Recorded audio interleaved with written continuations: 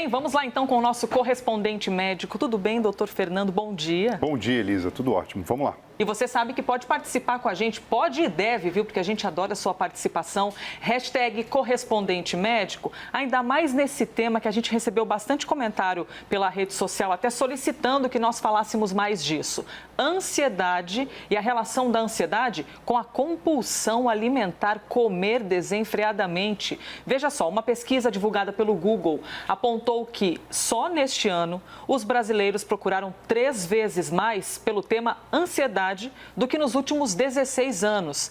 E essa mesma pesquisa aponta um crescimento de mais de 5.000% na busca pela expressão "como é ter uma crise de ansiedade". Exatamente isso que as pessoas têm pesquisado. Isso tudo no período de janeiro a julho, comparado ao mesmo período do ano passado. Então, se a pergunta é como é ter uma crise de ansiedade, doutor, o que desperta no nosso cérebro uma crise de ansiedade?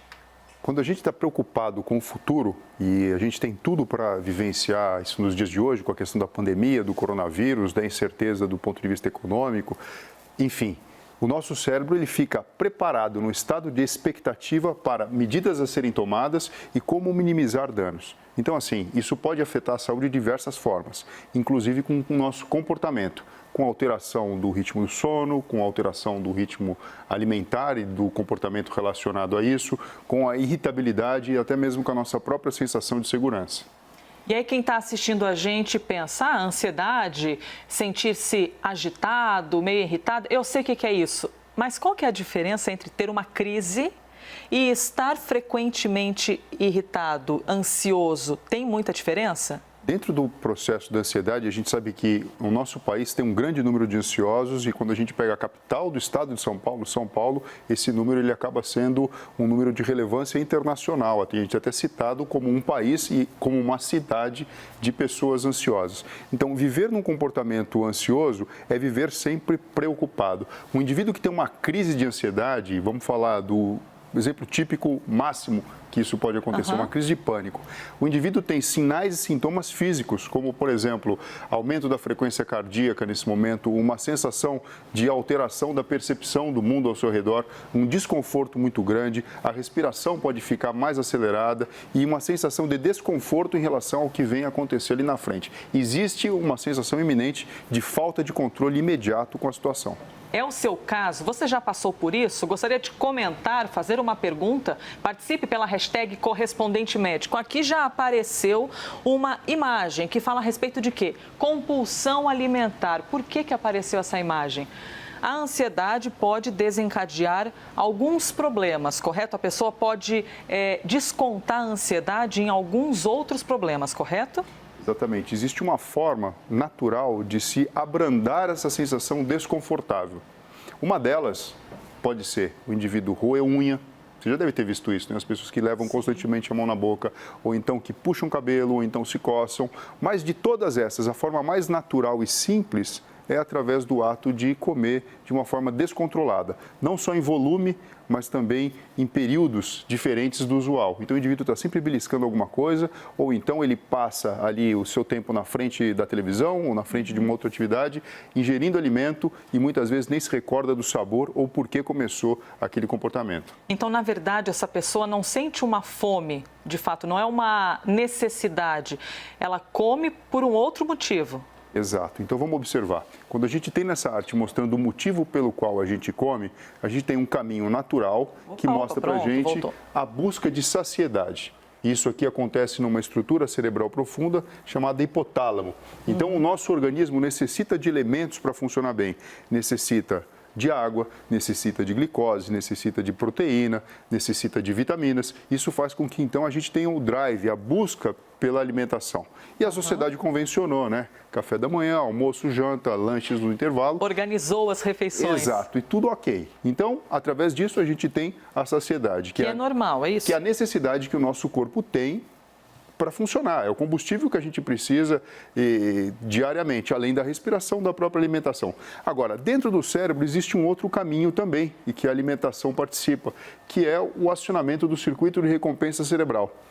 Então, durante esse momento da alimentação, E muitas vezes até o truque social, todo mundo já passou por isso, você quer conversar com uma pessoa de uma forma mais descontraída, você vai para um almoço, vai para o jantar, ou então compartilha um drink, alguma coisa assim. Porque esse circuito de recompensa cerebral é acionado. Agora, qual que é o problema, Elisa? Quando o indivíduo está muito ansioso, uma forma natural dele abrandar essa sensação de ansiedade é estimular o cérebro de uma outra forma, através da liberação de dopamina que acontece quando você aciona o circuito de recompensa cerebral comendo. Então, é muito natural e acaba sendo uma própria armadilha, mas uma forma de fuga do próprio sistema nervoso central, de compensação, a pessoa comer para ter uma sensação de tranquilidade. Mas, de fato, ela tem uma sensação de tranquilidade ou ela acaba mandando uma mensagem para o cérebro dela de que eu estou cheia, então agora está tudo bem? Qual que é a relação da realidade, ou seja, saindo um pouco do emocional? Realmente, ela tem uma sensação de estou bem alimentada? Ela tem uma sensação que é principalmente estimulada por alimentos gordurosos, então a gente pode pensar, né, nas frituras e também nos açúcares. Como o cérebro é um órgão que gasta muita energia, a própria natureza propiciou para a gente esse critério de elencar o que acaba sendo vantajoso. Então você imagina, uma comida muito calórica, de rápida e fácil ingestão, ela vai oferecer para mim bastante energia. Qual que é o detalhe? A gente sabe que essa energia ela vai ter um preço, que vai se transformar no indivíduo que é sedentário ou que não utiliza toda aquela energia em gordura, em sobrepeso, o que pode fazer mal para a saúde a médio e longo prazo. Então, na verdade, a compulsão alimentar ela acaba entrando como um truque natural do próprio cérebro para abrandar a ansiedade, mas com preço caro, um custo caro, que acaba sendo o acúmulo de gordura e a questão da saúde que fica e pode ficar comprometida. Agora uma pergunta, quem nunca está ansioso, ou está meio chateado, ou está feliz? O tal do chocolate. Eu vou comer um chocolate aqui só para dar aquela... Afinal, o chocolate causa algo no nosso cérebro ou é mais uma invenção nossa? Não, ele causa. O chocolate tem esse poder de acalmar, de abrandar e de alguma forma acariciar o nosso sistema nervoso central. É verdade, parece que é um aconchego, um negocinho. Ai, que bom esse chocolate. E é lógico que se você consome ele com parcimônia, entendendo o motivo pelo qual você está fazendo isso e saboreando, na verdade, o alimento, tem muito valor. Agora, se ele é utilizado como válvula de escape, alto lá, porque tem uma quantidade de caloria muito grande relacionada a todo esse processo que a gente sabe. Então, alternativas, como, por exemplo, por que não cortar pequenos pedacinhos de cenoura, por exemplo, e nesse momento... não, Fernando, peraí, quem está assistindo é... Aquela que já intervém. Quem está assistindo é doido por chocolate, vai pensar, mais uma cenoura no lugar. Não tem, assim, alguma outra coisa? De repente, chocolate meio amargo, é uma opção aí, né? Não, é uma opção, mas o que eu digo é o seguinte, quem está comendo de uma forma compulsiva, muitas vezes precisa de volume, e a sensação de triturar o alimento, ela ajuda a enganar o cérebro e propiciar esse alívio sem um dano a médio ou longo prazo para a sua saúde. É só um truque, uma sugestão. Um truquezinho. Se você seguir essa dica, depois você conta pra gente pela hashtag, que eu quero saber, viu? Olha só, a paulistana Patrícia de Andrade tem 43 anos e ela chegou a pesar 96 quilos, justamente por causa disso tudo que a gente está falando, a compulsão alimentar. E para conseguir emagrecer de maneira saudável, ela procurou uma equipe de especialistas e conseguiu eliminar quase 40 quilos. Vamos ouvir o que ela disse. Eu cheguei aqui com refluxo e a minha obesidade era muito séria. Estava, inclusive, com pressão alta. E com o apoio dessa equipe maravilhosa, eu consegui eliminar mais de 30 quilos. Eliminei ao todo 36 quilos com esse tratamento multidisciplinar. Pegando o gancho, então, com o que ela disse, algumas pessoas têm essa compulsão alimentar e que acaba resultando num excesso de peso. E muitas vezes começam a fazer as dietas malucas sem procurar uma ajuda, quando, na verdade, deveria procurar ajuda lá atrás, ainda para tratar a ansiedade, né, doutor? Por que é tão difícil das pessoas conseguirem identificar onde está começando o problema? Se você parar para observar, uma queixa comum de todo mundo é o efeito sanfona. Então, a pessoa começa a fazer uma determinada dieta, tem aquele resultado a curto ou médio prazo e depois volta a ficar no sobrepeso novamente.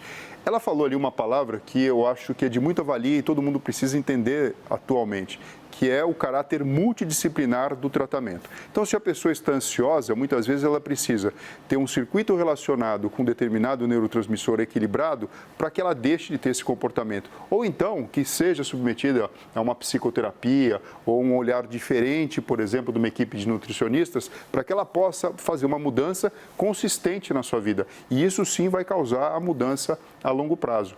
Essas tendências que a gente tem naturalmente de adotar algum tipo de alimentação, muitas vezes restritiva, ou aumentar demais o nosso gasto calórico com aquela orientação, né? Vamos para a academia, o lance é correr, o lance é gastar energia simplesmente, acaba não tendo uma sustentabilidade a médio e longo prazo, porque você não interferiu, na verdade, no estilo de vida da pessoa.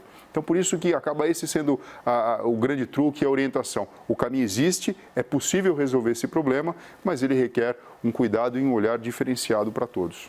Hoje que estamos falando sobre alimentação, sobre comida, vou te contar um negócio. 17 de agosto hoje é comemorado o Dia do Pão de Queijo. Então, olha lá os mineiros que trouxeram o pão de queijo para o nosso país. Muito obrigada, viu? Porque é gostoso demais. O pão de queijo, enfim, um alimento aí tão comido por muita gente. E, doutor, uma pergunta. Quando a gente come algo, existe uma tendência de muitas vezes eu comer um alimento e, nossa, isso aqui lembra a minha avó, nossa, isso aqui lembra o tio. Então, por que existe essa conexão com o emocional na hora que a gente sente um sabor? Existe duas explicações, uma muito poderosa, que é a questão do olfato, que vem junto com a composição do gosto para fazer, então, o nosso cérebro perceber o sabor. E isso tem uma entrada emocional muito poderosa, porque essa entrada sensorial, ela passa direto, sem bater numa estrutura cerebral profunda que a gente chama de tálamo, que acaba sendo um relé, e vai para a área do prazer. Ah, eu adoraria.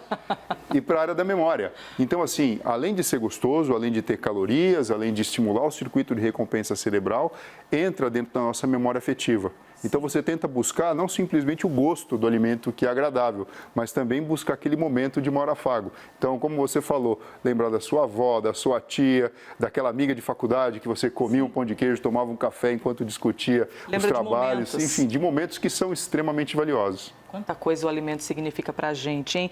Muito bem, vamos para o nosso próximo tema. Participe sempre, mande sua mensagem, #correspondente-médico. Olha só, prestes a completar uma década de lançamento, o filme Cisne Negro mostra bastidores de uma companhia de balé em Nova York. Aliás, um filme extraordinário. Agora, um pequeno spoiler. A protagonista do filme fica numa busca pela perfeição e tem dificuldade para enxergar a realidade. Pronto, vou falar só isso, tá? Caso você não tenha assistido esse filme extraordinário com a Nicole Kidman. Doutor, mesmo Natalie Portman, de onde é que eu tirei Nicole Kidman? Muito obrigada. Eu sei, mas não vou Você falar. sabe? Depois dos bastidores você me fala. Ainda bem que soprou aqui. Obrigada, viu, Igor Peixoto? Olha, mesmo longe da ficção, muita gente tem pensamento obsessivo, ou seja, pensa em algo e só foca naquilo, só vai atrás daquilo, né? E começa a ter até uma visão distorcida da realidade. Como é que se explica esse tipo de comportamento? E como melhorar isso? Como deixar de ter essa obsessão por alguns pensamentos? O ser humano, diferente dos outros animais, tem a consciência de que ele pode interferir no meio ambiente e ter resultados diferentes. Então, quando a gente alinha os pensamentos, estabelece metas, e isso acontece nas regiões mais anteriores do cérebro, no lobo frontal, propriamente dito, a gente começa a ter resultado na vida. E algumas pessoas que são apaixonadas pelo trabalho, pela carreira, ou então têm alguma questão a resolver e de alguma forma experimentam essa sensação de poder que todos nós temos, né, de planejar algo, executar e colher os resultados, podem se perder do ponto de vista psicológico nessa realidade. Então, temos pessoas que acabam evoluindo para o burnout porque esse processo acaba sendo de alguma forma muito estimulado. Burnout, que é? Que é a síndrome de esgotamento profissional. Porque existe toda uma relação de identidade da própria pessoa com o que ela pode produzir e com o valor dela da forma que ela reflete a atividade profissional. Mas esse é um dos aspectos só. Muitas pessoas que entram num processo de estudar alguma coisa, de se tornar um especialista, às vezes galgam e chegam a grandes postos, tanto do próprio trabalho como do mundo acadêmico, e muitas vezes se colocam em xeque. Você entende o que eu quero dizer? Sim, mas isso não tem muito a ver também com o nosso momento muito competitivo, ou seja, 2020, pessoas muito competitivas e cada um querendo ser um pouco mais melhor dentro daquele mundo e faz com que as pessoas cometam excessos, fiquem extremamente obcecadas em estudar, em crescer? Sim, aí elas chegam lá e atingem o posto que desejam. E, no íntimo, elas sabem que não dominam tanto assim aquele assunto ou se acham até não merecedoras do ponto de destaque que elas atingiram. Bom, síndrome do impostor, o que é exatamente isso, doutor? Apesar do indivíduo ter a qualificação adequada para isso, então estudou, trabalhou, se preparou para isso e chegou naquele posto almejado, quando a pessoa está vivenciando a sensação de quem escalou e chegou no topo da montanha, ele acaba julgando e fazendo um julgamento inferior da real situação. Ele se sente não merecedor do posto que ocupa. Então, tem uma ideia do que ele sabe, como a gente está mostrando no gráfico, e do que as outras pessoas sabem ou acham que ele sabe. Mas então essa pessoa se diminui, ela se inferioriza? Esse é o problema, é a questão da autoestima. Apesar de todo um trabalho, de um alinhamento dos lobos frontais, buscando metas, realizando estudos, realizando trabalho sequencial para chegar lá, ela mesma chega à conclusão de que ela não sabe tudo o que deveria, ou que poderia saber, ou que outras pessoas estariam mais qualificadas do que ela para estar naquela realidade de comando. Mas o que acontece com... Realmente é de chamar a atenção, o que acontece com o ser humano que demonstra, que expõe esse tipo de sentimento? Ele, de fato, ele começa a observar que outras pessoas podem ter mais conhecimento que ele e tudo bem? Ou ele sempre se acha pequeno, a ponto de nunca conseguir alcançar aqui um lugar mais alto, como se visse mesmo como uma pessoa muito inferior às outras? Então, acaba funcionando como uma crise de identidade, né? Como especialista, e ele sabe que o conhecimento ele sempre é progressivo e nunca a gente, por mais que entenda muito de um assunto ou de uma posição, sempre isso está mudando, a pessoa tem a sensação de que outras poderiam estar ocupando de uma forma mais legítima o cargo ou a patente ou a função que ela desempenha. Então, acaba sendo uma questão de saúde mental. Eu tenho certeza que muitas pessoas de liderança já passaram por isso ou temem passar por isso, e isso tem nome, isso tem forma de ser tratado, de ser diagnosticado e de ser trabalhado, para que a pessoa possa viver melhor e possa usufruir de todo aquele esforço que desempenhou até chegar nesse ponto de destaque. Muito bem, tá vendo? Vivendo e aprendendo. E se você sentir qualquer um desses sintomas, procure ajuda, procure um médico, porque você consegue e é sempre muito melhor viver bem, se sentindo bem. Doutor Fernando Gomes, muito obrigada por mais um dia. Boa semana. Boa semana, Elisa. Obrigado a você.